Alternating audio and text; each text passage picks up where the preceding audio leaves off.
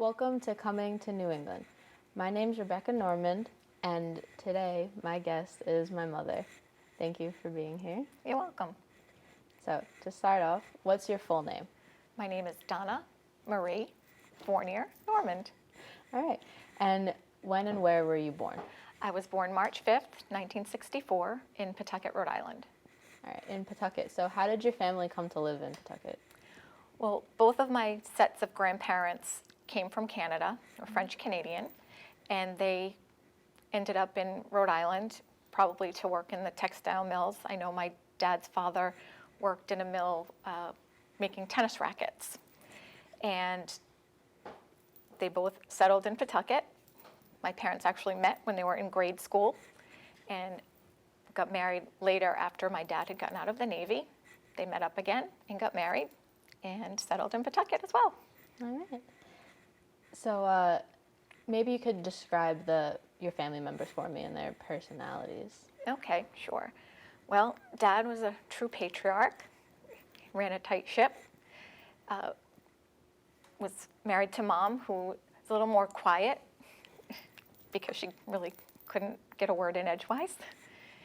They had 5 children. First they had 3 children, Bob, Claudia, and Liz.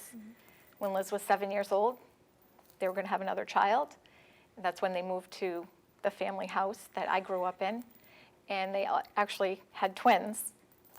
I was the second half of a set of twins that they didn't know about until we were born. And they called me the bonus baby. The bonus baby. So, since you had all these siblings, what kind of games did you guys play when you were growing up? Well, again, it was a little, almost like 2 families, because the oldest brother, Bob, was 14 when I was born, so he was out of the house after I was 3. My sister Liz, who was 7 years older, she used to like to play to school with Diane, my twin, and I. We liked to play Barbie dolls mostly. Diane and I, we had probably between the 2 of us, 40 Barbies, and we had separate families, and we would play all day. We liked to play board games as well, particularly the game of life. We spent a lot of time playing the game of life. Right. So as a kid, and I know you always liked school, so what was school like for you as a kid, and what were your favorite subjects and least favorite?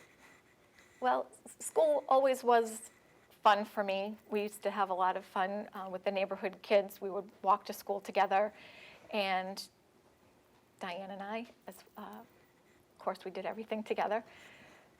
My favorite subjects were probably spelling and math. Wasn't so fond of history. So after college, when and how did you end up meeting your husband? It's interesting because, again, my twin kind of picked him out for me. Her fiance was friends with my now husband, and she had met him, and she told me, "Oh, I'm going to introduce you to the man you're going to marry." I was 21 at the time, and we actually did get married 4 years later. Yeah. So when and where did you guys get married? We got married in Pawtucket, Rhode Island at St. Cecilia's Church, which was my family parish. And is there anything in particular that stands out the most from your wedding day? 3 things I remember most from my wedding day. The first, and I think about it every day, is the fact that my husband actually made our wedding bands. So it's a lasting tribute and memory. The other things that I remember that made the day really special was my brother played the song that we first danced to. It was a nice intimate moment on an acoustic guitar that he played the song that the band didn't know that we wanted to dance to. It was a Chicago song. That's really nice. And the other thing that made it special was my husband's brother-in-law. He actually sat in with the band and sang a couple of songs. So it's always nice to look back at that video and have those memories of the family members providing those musical memories. Yeah. And now here, 20 years later, what's your proudest moment as a parent, looking back? Right. Well, from my wedding, it's actually 28 years later. Yeah. We had a child 8 years after we were married, one and only. I guess proudest was the fact that I had wanted a child for so long, and I was so happy the day she was born. Secondly, I took the time. I feel like I've enjoyed every stage. And what I really have liked is to watch her become independent. She was always very independent-minded, and strong-willed, and those are some characteristics that I've enjoyed watching her develop as she has grown into a young woman. I enjoyed her senior year of high school the best, I think, just that those accomplishments that she had with the Honor Society and choosing her college, making a wise decision, coming to Rhode Island College. And I know you, throughout my life, you've been a working mom. So what is your profession and how did you choose it?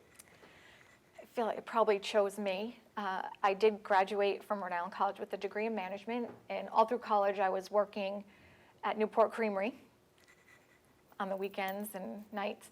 One of my regular customers was a kind of a curmudgeon, and he was in insurance business, in claims. And after I graduated, he asked me to come to his office. He would talk to me about what he did, and he actually offered me a job becoming a claims adjuster. And I had actually never heard of what an adjuster was, never had an experience to even know what that was.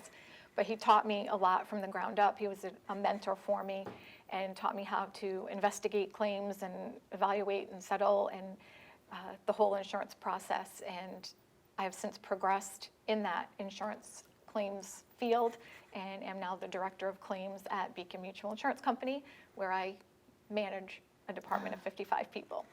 And over your life, of all the things that you've learned from your parents and seeing your parents, what do you think is the most valuable?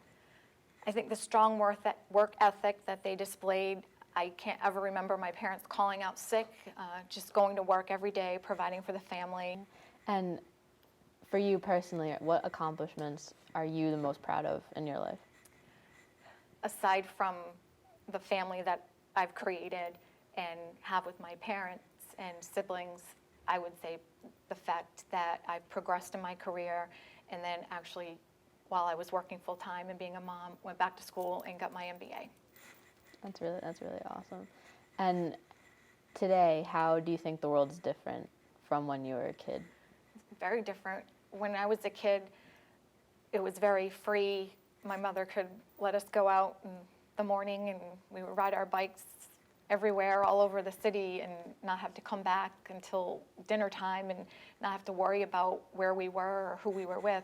And you could just never let your kids do that today. So it's a very different way to grow up. Yeah, for sure.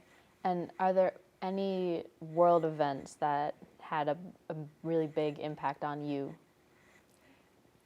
I guess I grew up, a little bit past the Kennedy assassination. I did grow up during the Vietnam era, but I was so young that it didn't really impact me or that I didn't understand it. What I remember is the blizzard of '78, where I was in 8th grade, and my sister Liz had come to get me and Diane and the neighborhood kids, and we all piled into her orange Ford Pinto, and she drove us home in a driving blizzard. We got home safely, but unfortunately my poor dad was stranded for a week at his office in West Warwick and wasn't able to come home because the highways were shut down. Every time we had a hot meal, my mom would say, "Oh, poor dad, he's sleeping on his desk eating a cold sandwich." The way the neighborhood all came together to help everybody shovel out, and it was just a sense of community that I remember. Well, that's really nice that you had those people around you, that community. And finally, how would you define the American dream? When I hear the term American dream, I do think back to my parents having grown up during the Great Depression and being members of what they call the greatest generation. My dad fighting in World War II to honor America and fight for the freedoms and democracy that we have, and to allow each generation to provide opportunities for their children that they never had. And that's what I think of when I hear that term, the American dream.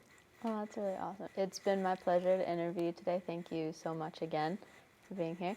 I'm Rebecca Norman, and you have been watching Coming to New England.